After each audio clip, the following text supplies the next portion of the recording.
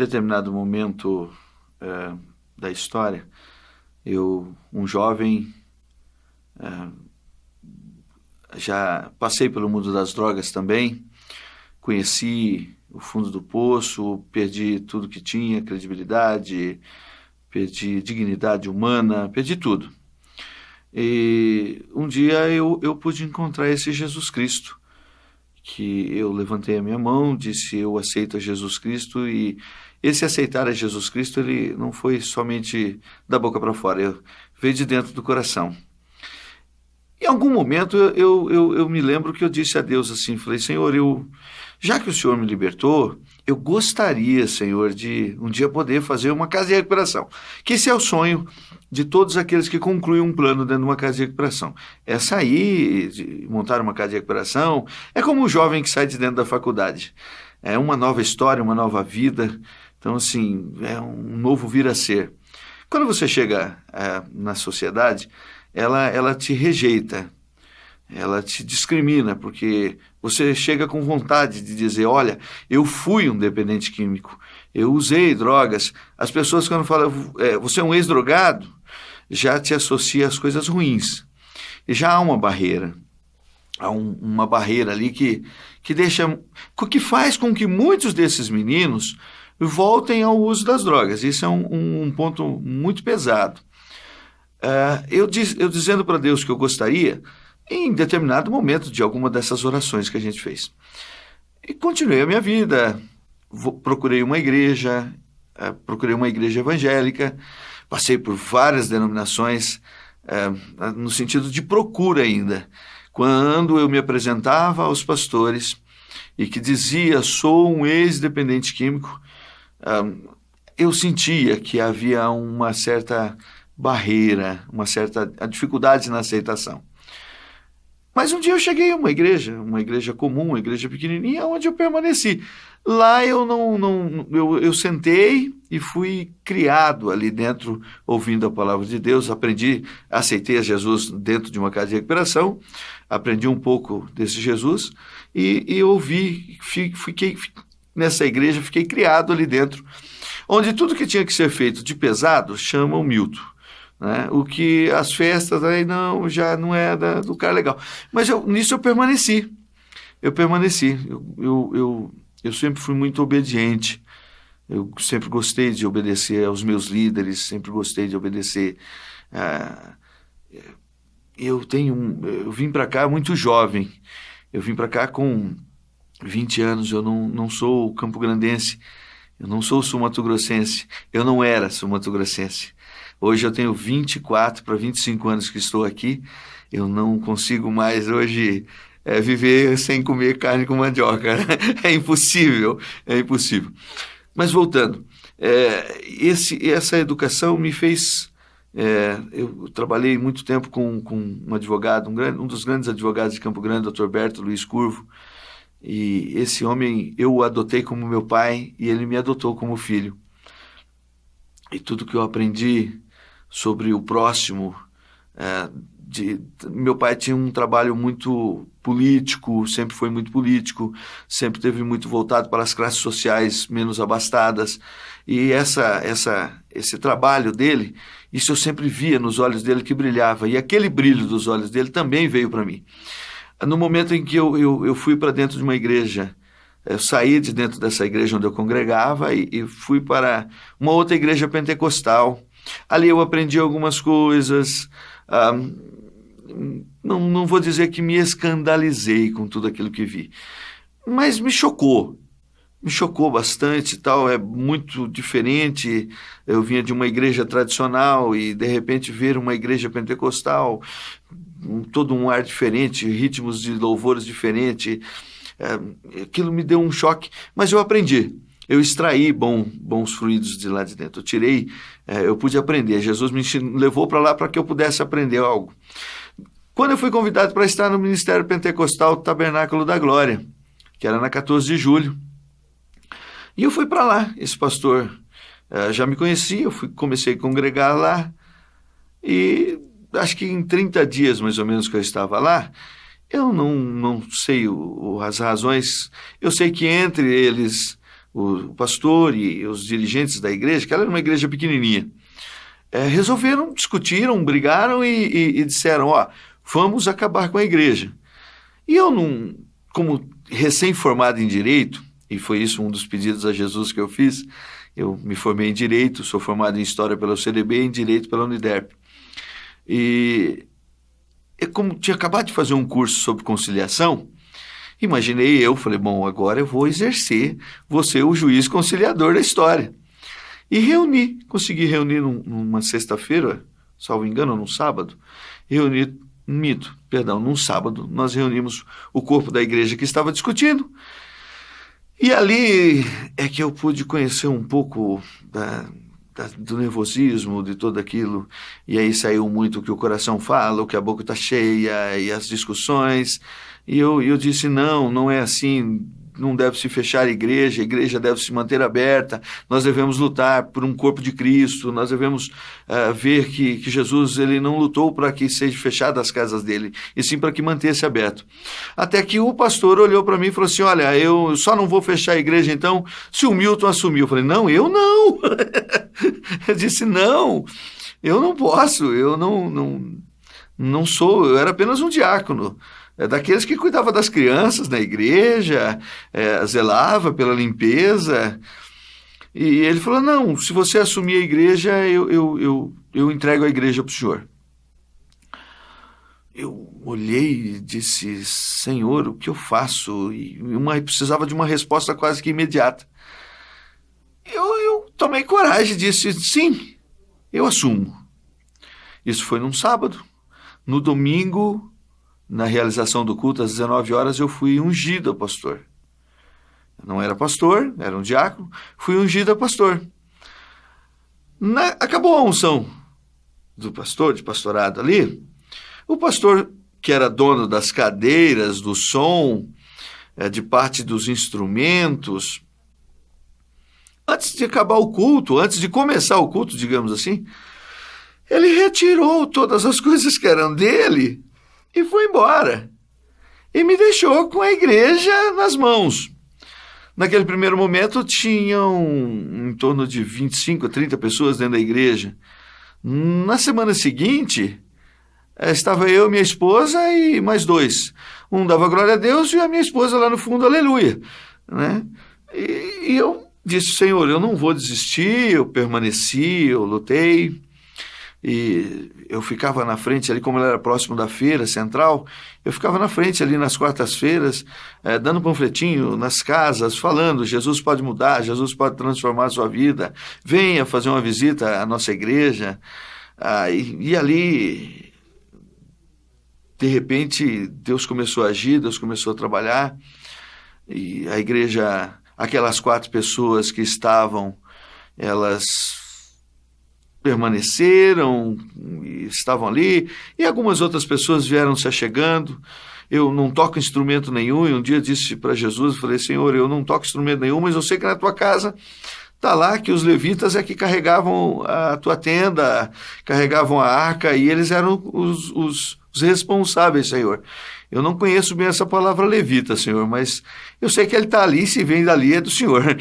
E eu vou comprar instrumentos. Fui lá, comprei alguns instrumentos, coloquei lá, apresentei eles a Jesus e disse, Senhor, o Senhor sabe que eu não toco nada. Questão de talvez uma semana, me apareceu uma família de paraenses, onde todos eram músicos. Sem exceção, todos. O pai tocava teclado, um filho violão, o outro filho especialista em guitarra, e todos mestres em instrumentos e todos mestres nos louvores. Ali começou a levantar-se um louvor muito bonito na igreja, até que um dia chegou um homem e bateu a porta da igreja. Ia começar um pouco o culto, um pouco antes de começar, e ele disse, eu preciso de ajuda. Eu falei, posso lhe ajudar.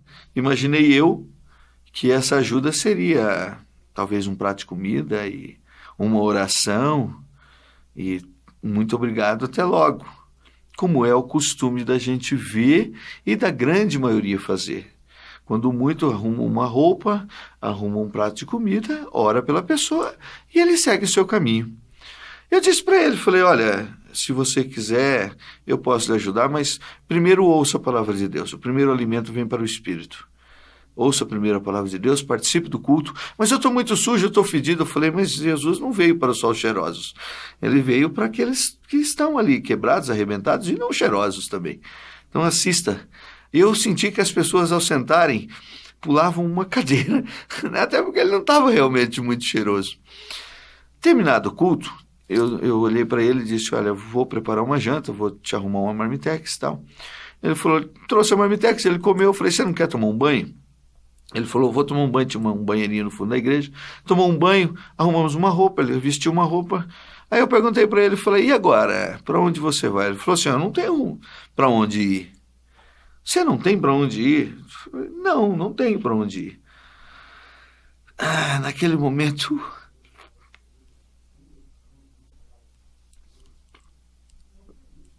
acho que eu tomei a decisão mais louca da minha vida. Eu disse para ele assim, aqui não é meu, aqui é a casa do meu pai. E essa casa pertence a você também. Você quer dormir dentro da igreja? Algumas pessoas, a minha mulher, eles estranharam, né? Os 2 ou 3 que estavam ali junto comigo, falaram, pastor, mas esse homem vai te roubar, vai roubar tudo. Eu falei, mas ele não vai roubar o que é meu, eu não tenho nada. Ele vai roubar o que é de Deus, e se ele roubar o que é de Deus, ele vai tratar com Deus. E esse é um tratar dele com Deus. E eu deixei aquele homem ali, ele dormiu, permaneceu. E durante o dia eu passava lá, levava alimento para ele. E ele permaneceu na igreja. Aí, por ele permanecer e às vezes ficar sentado ali na frente, outros passaram. E outros passaram. E ele disse, olha, eu estou aqui é uma igreja que acolhe. E aqui é uma igreja que acolhe, e veio 1, e veio 2, e veio 3, e daí a pouco nós estávamos com mais de 30, 40, num espaço de 7 por 10, não tinha 10 metros, acho que não, menos de, talvez aí 40, 50 metros quadrados de igreja. Um salão muito pequeno, e já tinha 30, 40 homens dormindo lá dentro. Eu não sabia a tamanha proporção que isso iria tomar na minha vida. Não tinha noção do que era esse agir de Deus. Alguns permaneceram, alguns capengaram, alguns ficaram pelo meio do caminho. Bem a parábola do semeador. Algumas sementes caíram em boa terra e outras não. E aí por diante. Desses 30, 40, um determinado momento Deus usou um irmão que tinha uma igreja perto da rodoviária, e esse irmão foi abençoado com outra igreja mais distante, mais um outro salão. E aquele salão ali onde nós estamos hoje, perto na Joaquim Nabuco, ele é grande, bastante grande. E eu trouxe esses 30, 40 que estavam lá conosco para dentro desse salão. Mas mesmo assim eu ainda olhei para Deus e falei, Senhor, mas o Senhor está nos levando para a boca do leão. A rodoviária, senhor, o senhor sabe que ela é constituída, na sua grande maioria, de prostitutas, de drogados, de chicaneiros, enfim, de homens e de mulheres desprovidos da palavra de Deus, desprovidos de tudo. Vivem, às vezes, assim, pela misericórdia de Deus e pela mercê de algumas pessoas que dão algum alimento. Mas Deus nos trouxe para ali.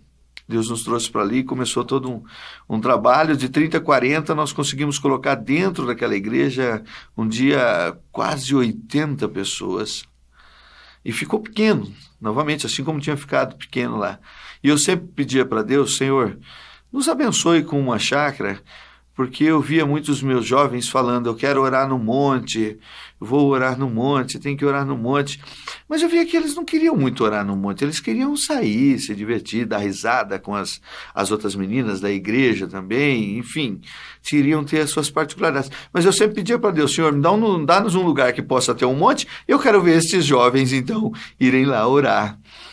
E nós chegamos, passou um homem um dia em frente à igreja e acho que Jesus, tenho certeza que Jesus tocou no coração dele, e ele disse, olha, eu tenho um cunhado que tem uma chácara abandonada. Tem uma chácara abandonada?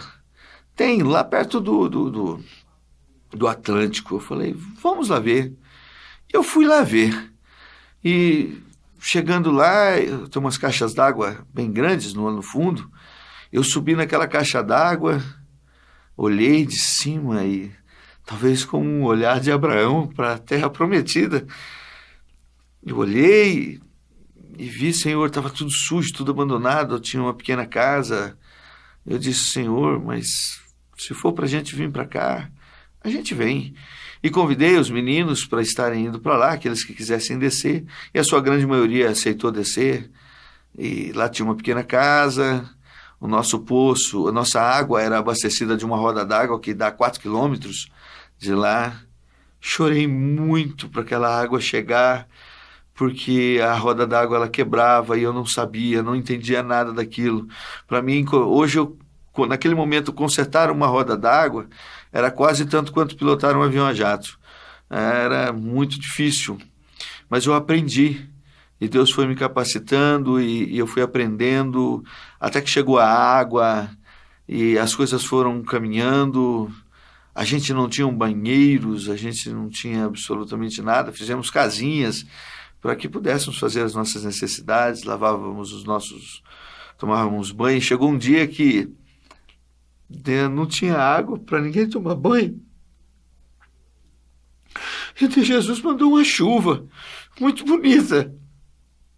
Tomamos banho, 30, 40 homens, tudo de repente na caída de água das telhas, mas todos eles tomaram banho. Talvez seja algo muito para uma sociedade, talvez escandalizante, mas eu pude ver um milagre de Jesus ali, porque nós não tínhamos água, e ele proveu a água. E assim a gente sempre está caminhando. Ali nasceu a Clínica da Alma. Hoje nós temos aí quase 50 homens dentro da igreja. Ela continua ainda.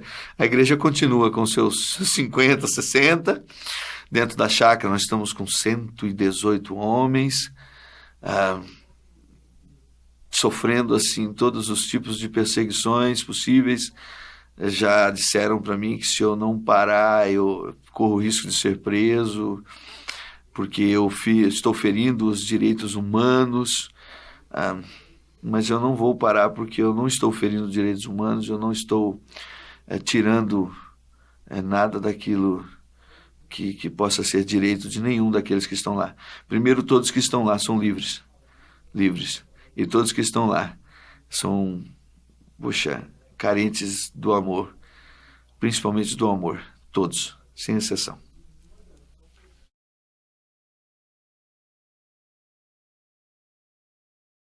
A clínica está completando agora em dezembro, dia 23 de dezembro, completa 8 anos. Quase que nascemos na mesma data de Jesus. Completa 8 anos e a missão é...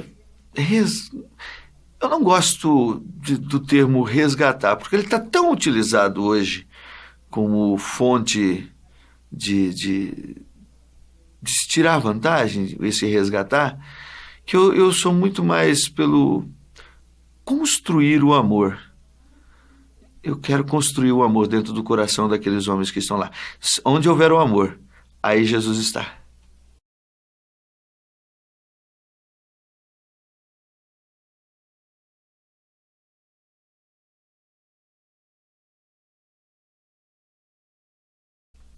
A palavra de Jesus nos ensina que nós devemos amar uns aos outros. Nós somos iguais, não há diferença. Não há diferença e nós procuramos o mesmo caminho, um caminho chamado Jesus Cristo. Então não há diferenciação de outras denominações, de outros credos, apesar de eu ser, talvez, a grande maioria dos pastores me crucificarão, ou me crucificam por ter essa ideia, por manter uma... Mas eu não vim a essa terra para seguir dogmas, para seguir letras. Eu vim para quebrar alguns paradigmas aí. Eu tenho certeza que Jesus é conosco. E se Jesus é conosco, aqueles que são agregados a Jesus também são conosco.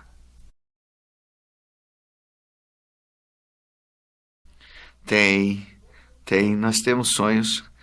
Nós queremos, talvez assim, não é utopia, mas nós sonhamos com 300 homens dentro daquela chácara. Talvez assim, você vai falar, pastor, vocês não têm nada, vocês não moram em barracos de lona, como nós temos alguns barracos de lona, e o senhor de repente vem falar para mim 300 homens lá dentro. Mas a Clínica da Alma será a maior instituição que fala do nome do Senhor Jesus Cristo da América Latina. Totalmente gratuito e regido pelo amor de Jesus.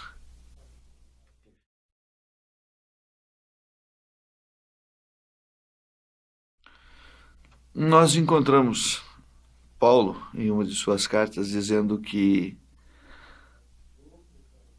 todas as coisas estão aí, propostas, mas nem todas elas me convêm. Quando nós encontramos as famílias com a dependência química, com algum problema, com algum dependente químico, quer seja álcool, quer seja as drogas mais pesadas, ilícitas, enfim, nós encontramos um grande problema. É difícil para uma família porque um dependente químico ele consegue fazer codependentes dentro daquela família. Ele acaba, eu tenho visto muitos pais que se deixam, se largam, por causa que 99% das mães abraçam os filhos. E os pais meio que deixam de lado. O que é que eu tenho percebido com relação ao porquê da dependência química? Muitos, eu vou a 99,9%. Algum momento a família falhou, em algum momento o pai falhou, em algum momento a mãe falhou. E essa desconstituição da família é que está surgindo hoje a dependência química. Ser rígido não é sinônimo de espancar. A correção é necessária. Eu acredito na correção necessária. A correção de sentar, de bater um papo com o teu filho. Eu conheço filhos e tem meninos lá que eles hoje chegam e me abraçam e me têm como pai porque eles nunca conseguiram fazer isso com o pai dele. Porque talvez o pai também não teve essa educação dos avós, dos pais, né? E de geração a geração. O abraçar, tem gente que nunca conseguiu abraçar o seu filho, nunca conseguiu dar um beijo, nunca conseguiu dizer para o seu filho, ou o filho dizer para o pai ou para a mãe, eu te amo. Essa frase parece, mesmo estamos no século XXI, o eu te amo, para muitos, inclusive alguns letrados da história, é tão difícil quanto conjugar todos os verbos mais, complicados aí da história. É como resolver as equações lá de álgebra, que todo mundo corre delas. E uma simples frasezinha, eu te amo. Então, eu acho que um conselho, se eu posso deixar para as famílias que estão com dependente. Primeiro, não desconstituir a família, mas sim agregar cada dia mais a família, ajuntar cada dia mais a família para poder sufocar esse espírito ruim, porque nada mais do que algo ruim que está ali afrontando aquela família, porque nós sabemos que ele quer destruir a família, e destruir a família é automaticamente o abandono do dependente químico. Porque quando então ele começa a roubar, começa pequenos furtos dentro de casa, começa a cometer xingamentos, maus tratos, e essas coisas, elas daqui a pouco você vai ver um menino de rua. E se nós esperarmos para pensar há 25, 30 anos atrás, nós tínhamos dois parâmetros para a dependência química. Nós tínhamos o cara que usava maconha e o cara que usava cocaína. Esse que usava maconha, ele era o pobre, coitado, enfim, que estava ali, o pobre de marré-marré na história. Esse aqui, então, já era mais abastado financeiramente, usava sua cocaína, ou, enfim, fazia o uso de maconha quase que por uma distração. De certa forma, criou-se o crack, criou-se a pasta base, aonde esse que usava cocaína e esse que usava maconha acabaram vindo tudo. Então não se tem mais hoje, eu sou o rico, eu sou o pobre, eu uso a melhor droga ou não uso a melhor droga. Então assim, eu vejo homens ricos perambulando pelas ruas de Campo Grande. Eu vejo pessoas que não tinham absolutamente nada perambulando pelas ruas de Campo Grande também, juntos, mendigando, às vezes, já trocaram tudo, já venderam tudo, já uma roupa, um calçado, enfim, a comida, tudo que a gente vê de um ser humano chegar à decadência total. Só que nós conhecemos também que é só pelo amor que a pessoa vai ter que vir. E em determinado momento também eu creio que Jesus ele age no coração daquela pessoa e ela vem. Então assim, para as famílias, nunca deixe de acreditar na salvação. E orar, buscar, rezar, falar com Jesus Cristo, qual seja o termo, chorar para Jesus Cristo, clamar a Ele com todas as súplicas, com toda a força, porque Ele pode mudar a história. Ele tem mudado a história de homens que passaram comigo, que estão comigo e que outros trabalhos estão aí também, lindos, trabalhando, pessoas que falam de Jesus Cristo e têm conseguido essas mudanças. Nunca abandone o seu filho, nunca abandone o seu amigo, lute com ele, é um momento difícil, mas não abandone. Está na guerra e o soldado que está na guerra não pode abandonar a frente, está ali junto. Não tentar, primeiro de tudo, transferir responsabilidade de família para terceiros. Muitos hoje gostam de atribuir a responsabilidade da criação dos filhos à creche, desde pequeno, à escola, enfim, depois alguns atribuem à religião, à educação dos seus filhos. Quando eu entendo que a primeira responsabilidade de tudo está na família, no pai, na mãe, ou se não tem o pai, na mãe, na figura de o responsável pela família. Então, assim, não atribuir responsabilidades. A responsabilidade é minha, eu vou ter que lutar por ela. Com relação ao que eu poderia dizer aos jovens que não conheceram as drogas e que, em nome de Jesus, não vão conhecer as drogas, né, porque a gente não quer isso, apesar de ser convidativo, apesar de ser atraente, mas ela é bonita no começo, ela é formosa no começo, mas lá no final vai ver que não vai dar certo. Ela é enganadora, e tudo que é enganador não provém de Deus, não provém de Jesus Cristo. Não é é uma felicidade que é uma felicidade momentânea, não é uma constante. Não é algo que você vai poder daqui 10 anos, 20 anos se lembrar e dizer assim, poxa, como foi gostoso. E se você conheceu as drogas e quer sair dela, ainda há toda a possibilidade de sair dela. Sair através de Jesus Cristo. Jesus Cristo é o único caminho. Ele é o caminho verdadeiro para aquele que crê.